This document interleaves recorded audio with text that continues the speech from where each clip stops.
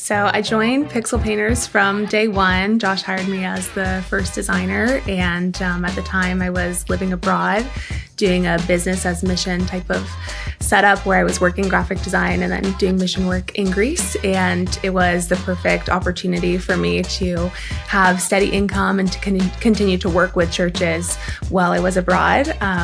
And I think I've loved that so much about working with Pixel Painters is just getting to see how God is moving in so many different churches across the US. And it's just inspiring to be involved with so many different types of bodies of Christ.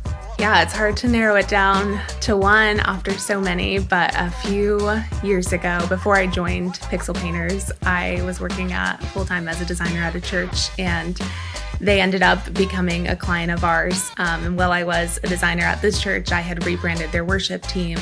And then it was maybe 5 or 6 years later that they came to us and we were doing a rebrand and it got assigned to me. So I thought it was just fun to see over the years how I've evolved and changed as a designer, and my style, my methodology and whatnot. And it was just fun to get to work with people that I love and a church that I love again. So when I'm not designing, I love to travel. My husband and I love to travel to new places. Now that we have a little one, that's a little bit harder. So we enjoy cooking together, trying out new recipes. My husband is a cook, so that's a favorite pastime, and just spending time together. I think I would use the word texture. I love to layer designs and just love to add grit and different elements and different types of collage-y styles, scripts, patterns, that type of thing to my work. So I would say texture. So I fell into design by total accident, and it's stuck ever since. I accidentally signed up as a freshman in college to be my class publicist, and I'd never had opened Photoshop or didn't know what Adobe was at the time, and then came to find out that that position was making posters and using